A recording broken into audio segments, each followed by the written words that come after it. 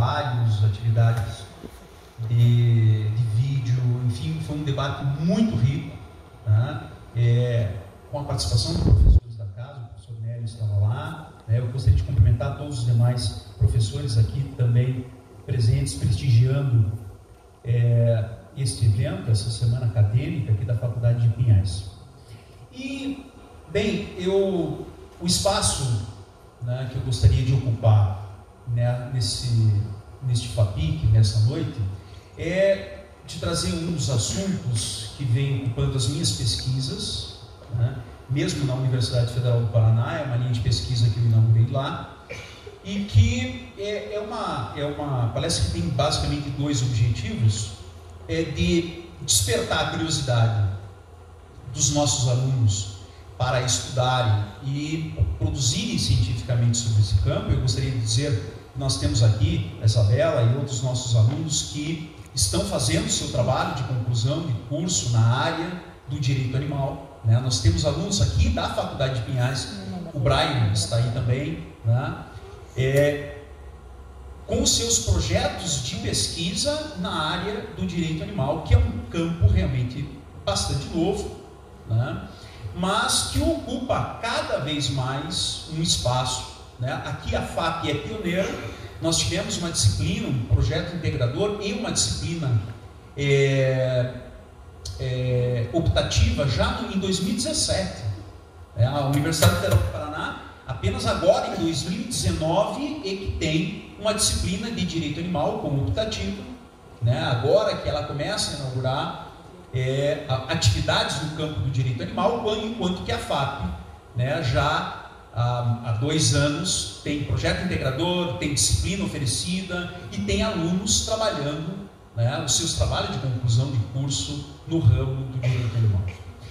Então, eu gostaria até de deixar, até a professora Edna, divulgar o nosso portal do Programa de Direito Animal da Universidade Federal do Paraná, animaiscomdireitos.ufpr.br, onde todos vocês poderão ter acesso aos principais documentos jurídicos, legislação, jurisprudência, doutrina, documentos internacionais, possibilidades de cursos online, né, indicações bibliográficas, explorando esse novo campo do direito, que é o direito animal, animaiscomdireitos.ufpr.br.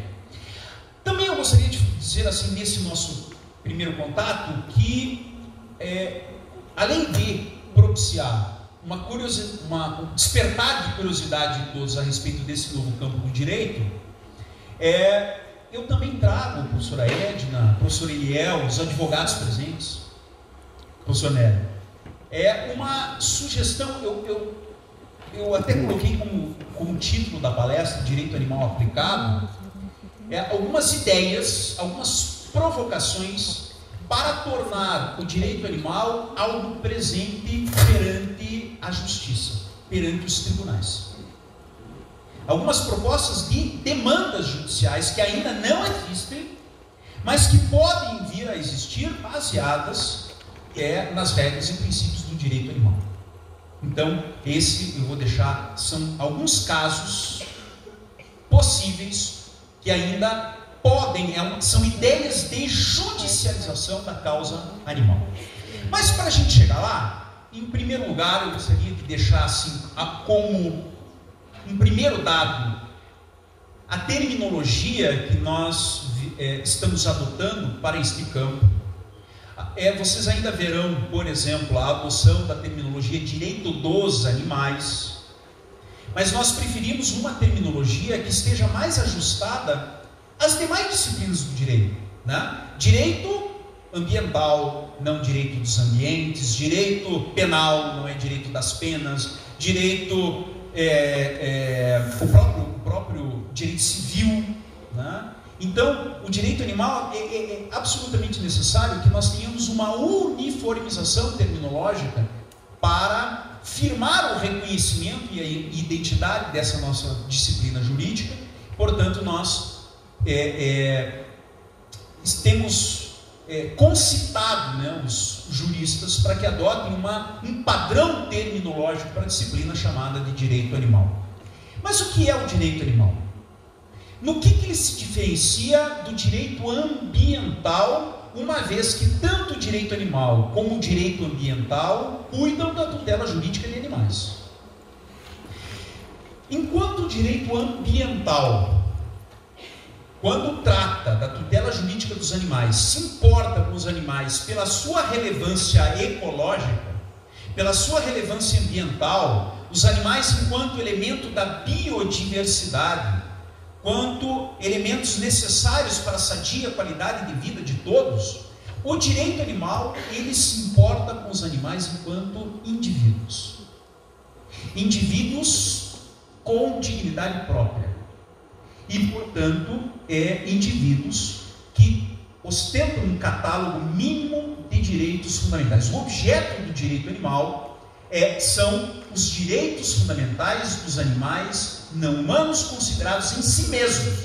Quando eu falo considerados em si mesmos, estou dizendo que os animais ostentam uma dignidade própria que deve ser protegida por um catálogo mínimo de direitos fundamentais. Portanto, tanto o direito ambiental como o direito animal, sim, protegem animais. No entanto, enquanto o direito ambiental protege os animais enquanto instrumentos para a proteção do meio ambiente, o direito animal, ele protege os animais pela sua dignidade própria como indivíduos, não como espécie, não como grupos ecológicos, mas cada indivíduo para o direito animal é importante. Agora, qual é o fundamento para isso? O direito animal se baseia no quê? Os direitos fundamentais, a dignidade dos animais é baseada em quê? A ciência empírica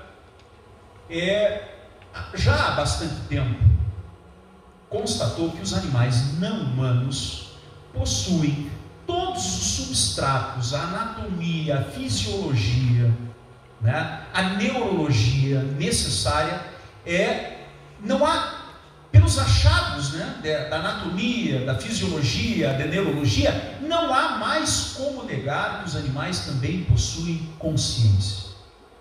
E dentro da consciência, aquilo que nós chamamos de senciência, que é a capacidade de sofrer, de sentir, de experimentar tanto o sofrimento psíquico como o sofrimento físico e até mesmo o prazer, né? Sentir. E notem, esta declaração de Cambridge, que é muito importante, ela é de 2012, foi firmada por cientistas na Universidade de Cambridge. Ela não veio descobrir absolutamente nada, ela veio apenas generalizar, tornar público o que a ciência já descobriu, que os animais sentem, sofrem, têm comportamentos intencionais e têm, inclusive, essa declaração deixa claro, afetividade. E eles incluem não apenas os animais vertebrados, mas inclusive animais invertebrados. Os vertebrados incluem também os animais invertebrados, como os polvos. De maneira que não é possível ignorar este dado científico. A ciência animal não é um valor, é um fato. Acontece que nós já tivemos a oportunidade de valorar, de dizer assim, enquanto comunidade política, de dizer que nós no Brasil nos importamos com a ciência dos animais. A ciência, a capacidade de sofrer dos animais não é irrelevante para nós brasileiros. E o documento que valora positivamente a capacidade de sofrer dos animais, nada mais, nada menos, é que a nossa Constituição Federal. Desde 1988, a Constituição Federal Brasileira se importa com a dignidade animal, com a capacidade de sofrer dos animais, porque ela expressamente, na parte final deste inciso constitucional, ela proíbe a crueldade contra animais. É a única Constituição do mundo a possuir uma regra expressa proibindo a crueldade contra animais. E vejam que não haveria sentido proibir a crueldade contra seres que não têm capacidade de sentir. Portanto, é inequívoco que a Constituição Federal Brasileira reconhece implicitamente a senciência dos animais, a partir do momento que positivou a regra da proibição da crueldade. Os animais, o sofrimento animal importa por si só. Portanto, o direito animal no Brasil, nós podemos falar, nasce com a Constituição Federal Brasileira de 88. Não é mais apenas filosofia ou compaixão. O direito animal não é compaixão. O direito animal busca no ordenamento jurídico subsídios para afirmar que os animais devem ser respeitados não apenas por compaixão humana, mas porque eles têm um estatuto próprio de direitos fundamentais. Os animais devem ser respeitados não porque são bonitinhos ou fofos. Eles devem ser respeitados porque têm uma dignidade que é protegida por um catálogo mínimo de direitos fundamentais. E isso nós extraímos a partir da Constituição Federal de 88. Esse é o esquema básico de fundamentação do direito animal no Brasil. E eu falo no Brasil porque é o Brasil que tem uma Constituição com esta densidade normativa. O fundamento do direito animal é a consciência e a senciência, que é um fato valorado constitucionalmente pela regra da proibição da crueldade. Como os animais aí importam por si sós, nós podemos afirmar com base em Kant que eles têm dignidade própria. Kant não afirmava a dignidade dos animais, mas Kant dizia que a dignidade é você valer por si mesmo, por si próprio, independentemente de outros. E a Constituição Federal Brasileira se importa com os animais considerados em si mesmos ao positivar a regra da proibição da crueldade. E eu acho que vocês podem até incluir, até pelos dados históricos, pelas experiências totalitárias, pelas experiências em que seres humanos foram despidos da sua personalidade jurídica, foram tratados como coisas, foram objetos de experimentações científicas, para dizer que nenhuma dignidade pode ficar desprotegida de um catálogo mínimo de direitos fundamentais. A Constituição não diz que os animais têm dignidade. A Constituição não diz que os animais têm direitos fundamentais. É a hermenêutica constitucional que nos permite fazer esse esquema fundamental. Se existe uma dignidade animal, essa dignidade tem que ser protegida por direitos fundamentais, ao menos o direito fundamental a uma existência digna. Que se é direito fundamental, se nós formos incluir isso na teoria dos direitos fundamentais, nós temos que enquadrar numa nova categoria de direitos fundamentais. Não é a primeira dimensão de direitos fundamentais, os direitos de liberdade, não é a segunda dimensão dos direitos fundamentais, os direitos sociais, os direitos de igualdade, não é a terceira dimensão dos direitos fundamentais, os direitos de fraternidade e solidariedade, porque essas três dimensões dos direitos fundamentais sempre tiveram o ser humano como centro. A teoria dos direitos fundamentais até hoje foi uma teoria para seres humanos. A novidade é que agora nós temos direitos fundamentais pós-humanistas, em que o titular desse direito não é o ser humano. E isso é uma ruptura teórica que justifica uma nova dimensão dos direitos fundamentais. A teoria dos direitos fundamentais de quarta dimensão, a Isabela está pesquisando isso no seu trabalho de conclusão de curso, fazendo um levantamento da teoria de direitos fundamentais para se chegar a direitos fundamentais de quarta dimensão.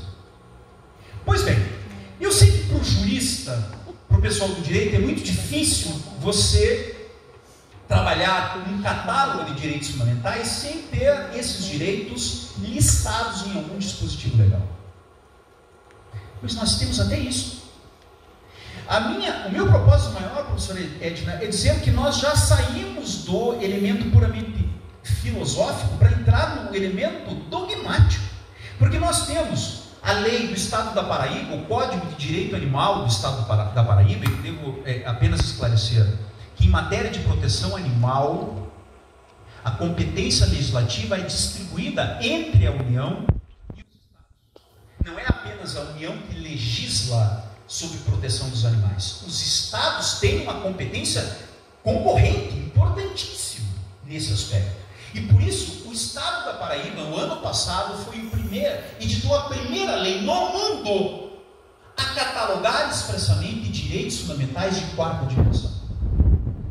Isto é a linguagem dos direitos. Vejam, o artigo 5º dessa lei afirma: todo animal tem direito a uma existência digna, a respeito da sua integridade física e psicológica, e mais especificamente, direito fundamental de quarta dimensão a ter um abrigo adequado, de ter alimentação adequada, de ter o direito fundamental à saúde. O médico veterinário hoje é guardião de direitos fundamentais de quarta dimensão. O direito fundamental a receber cuidados veterinários. O direito fundamental ao repouso, direitos fundamentais trabalhistas, como direitos fundamentais de quarta dimensão. Os animais sujeitos a trabalho têm jornada de trabalho. E talvez você pense que, como se trata de uma lei da Paraíba, só os animais paraibanos têm esses direitos. Será que um advogado paranaense poderia evocar o artigo 5º do Código da Paraíba para fundamentar uma ação judicial para garantir o direito à saúde, à assistência médico-veterinária para um animal paranaense? Já há algum tempo, eu evoco aqui a obra do professor Marcelo Neves, Transconstitucionalismo no Campo Internacional, mas me parece, professora Edna, e aqui eu gostaria de ter um diálogo com os constitucionalistas. Se nós vivemos numa federação, que portanto é multicêntrica, eu tenho a ordem jurídica federal, mas tenho aí múltiplas ordens jurídicas estaduais, por que nós não poderíamos ter numa federação um transconstitucionalismo interno e um translegalismo interno? Porque a ordem jurídica na federação, ela também tem que ter a sua unidade de sentido. E vejam, esse catálogo de direitos fundamentais do Código da Paraíba, ele não realiza a Constituição da Paraíba apenas. Esta lei estadual da Paraíba realiza a Constituição Federal. E aí a defesa que faço é que enquanto os demais estados não legislarem sobre o catálogo de direitos fundamentais animais, sim, nós podemos evocar as leis, a lei da Paraíba, como base exemplificativa desse catálogo mínimo de direitos fundamentais animais. O que eu quero dizer, eu acho que essa é a mensagem que eu gostaria de deixar aqui com mais nitidez, com mais clareza, é que no Brasil nós temos já um direito animal positivado. Nós temos já leis, não apenas afirmando que animais são sujeitos de direitos, mas dizendo quais direitos esses animais ostentam, em função da sua dignidade própria. Aqui não está escrito, e nem precisaria estar, que todo animal tem direito à reparação de danos. Se o animal tem um direito fundamental, e esse direito é fundamental, professor Nery, for violado, é evidente, isso é um princípio basilar da responsabilidade civil. Em caso de violação de direitos, há um direito à reparação, à indenização. O direito à reparação de danos é íncito à previsão de direitos materiais. E é exatamente com base nisso que eu gostaria de colocar alguns casos para a reflexão. Um primeiro caso. Uma família multiespécie. A Andréia, minha esposa, que está gravando a minha palestra, o TCC dela é sobre este assunto. As famílias multiespécie. Famílias em que a família não é composta apenas do Homo sapiens. Canis lupus, Felis catus, também outras espécies de animais participam como membros da comunidade familiar. Agora imaginem uma dessas famílias sem recursos econômicos adequados, hipossuficiente, cujo cão adquire a leishmaniose visceral, que ela é terrível, é fatal, mas que hoje tem cura. Mas o tratamento veterinário não é oferecido pela rede pública e é caro. Estima-se que aproximadamente R$13.000 para você curar um cão com leishmaniose visceral. O médico veterinário não é obrigado a fazer esse tratamento de graça, pro bono. E aí? Pasmem, mas o Conselho Federal de Medicina Veterinária tem esta resolução 1000 de 2012, em que no seu inciso 5, vejam lá o inciso 5, ele permite a eutanásia. O animal pode ser morto pelo médico veterinário quando a família não tem condições financeiras de pagar o tratamento. Fácil assim. Não tem condições de pagar o tratamento? Não se preocupe, eu mato o animal. O médico veterinário está autorizado pelo seu conselho a falar isso.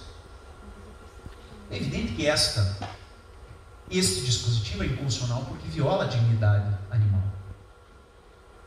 Mas a família quer tratar o seu animal, mas não tem dinheiro para pagar as custas do médico veterinário. O que fazer? Minha proposta. A Constituição, no parágrafo 1º do 225, deixa claro que é incumbência do poder público proteger a fauna e a flora. Poder público envolvendo União, Estados e municípios. Portanto, esta família que não tem condições econômicas para garantir a saúde do seu animal, tem ação, aí é uma ação proposta pela família, contra o poder público, União, Estados, Distrito Federal e municípios, para que o tratamento de saúde seja arcado pelo poder público, que tem o dever constitucional de prestar assistência à fauna e à flora. Esse tipo de ação ainda não existe.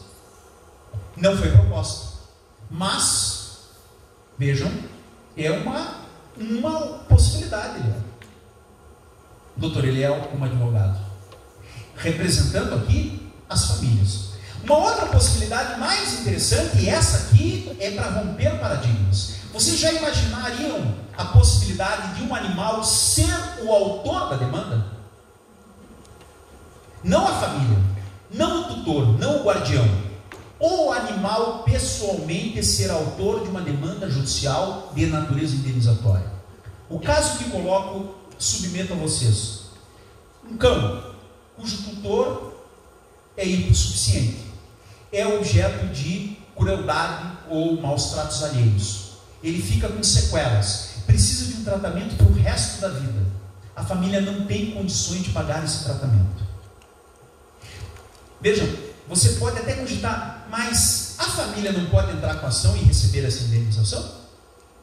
Pode, pelo direito da propriedade. Se o animal fosse propriedade, fosse coisa, sim. Indenização pelo dano causado à minha propriedade. Mas aqui o que nós queremos? Nós queremos garantir que a indenização, que uma pensão mensal, seja destinada exclusivamente ao tratamento e à subsistência do animal. Nesse caso, a nossa proposta é exatamente o animal ser titular da ação, o animal como uma criança, sendo representado pelo seu tutor. O tutor não é o autor da demanda, é o representante do autor da demanda. E uma vez condenado o agressor a pagar a indenização, essa indenização reverte para o animal e é administrada pelo tutor, que tem o dever de prestar contas em juízo. Da mesma maneira que nós fazemos a tutela dos incapazes. Uma criança que de 5 anos de idade não pode administrar os seus bens. A sua mãe e o seu pai farão isso. É a mesma situação com o animal. Agora, o processualista vai dizer, professora Melissa, poxa, mas o código não prevê, né, capacidade processual, os animais serem representados em juízo. O Código de Processo Civil de 2015 não prevê essa possibilidade. Por isso nós recorremos ao decreto 24.645 de 34, de Getúlio Vargas, que desde 1934 prevê a possibilidade, a capacidade dos animais serem partes em demandas judiciais. E como eles não têm capacidade de lá estarem sozinhos, serão representados em juízo pelo Ministério Público, pela Defensoria Pública, eu faria uma interpretação atual sobre isso, pelos seus substitutos legais, o seu tutor, o seu guardião, ou até mesmo pelas ONGs. Isto está em vigor. É uma lei, apesar de ter sido um decreto, ela tem status de lei ordinária e pode ser usada como base para defender que o animal é o autor da ação de indenização. E o advogado não precisa fazer de graça. Ele vai receber honorários advocatícios de sucumbência. Não são ações de assistência social, são ações de tutela de direitos. E a última, professora Edna, a última possibilidade: você, na defesa da integridade física, psicológica e da dignidade de um animal, recorre à polícia, recorre ao Ministério Público, recorre à prefeitura e nada acontece. Há uma possibilidade do cidadão, você, o indivíduo, ir a juízo para a defesa dos animais? Sozinho. Não, o animal não é meu, não é da minha família, não é da minha família por espécie, não está comigo, mas eu sei que ele está sendo submetido a maus tratos numa granja, ou num matador, ou em algum outro lugar, ou numa casa. Posso eu, como cidadão, ajuizar uma demanda de proteção animal? Resposta: ação popular animal. A ação popular, com a Constituição de 88, ela foi ampliada para a defesa do meio ambiente. Aí você dirá, mas espera aí, não é o meio ambiente que está em jogo. Só que a regra da proibição da crueldade está no capítulo do meio ambiente. Esta ação popular, que eu chamei aí ação popular animal, ela pode ser utilizada, é uma ação gratuita, mas tem que estar representada por advogado, e ela pode ser utilizada para defender a dignidade dos animais. Nada, nenhum desses três casos ainda virou realidade. Mas eu garanto a vocês que é uma questão de tempo, porque eu não vou parar de falar, de insistir, e eu sei que os advogados animalistas vai aparecer, porque esses casos que eu acabei de dizer existem, estão acontecendo a todo momento, e precisam de formas de tutela judicial mais eficientes. Pode ser que não seja o que eu propus, não seja o melhor caminho, mas certamente isso tem que começar a frequentar as nossas aulas de direito civil, as nossas aulas de processo civil, as nossas aulas de responsabilidade civil, enfim, de direito ambiental e assim por diante. Por isso, eu deixo novamente o meu contato, o meu e-mail da universidade, o meu convite a que todos acessem todas essas leis, julgados, a declaração de Cambridge, tudo isso vocês encontram integralmente no nosso portal animaiscomdireitos.ufpr.br. Ok? Muito obrigado a todos. Fico à disposição.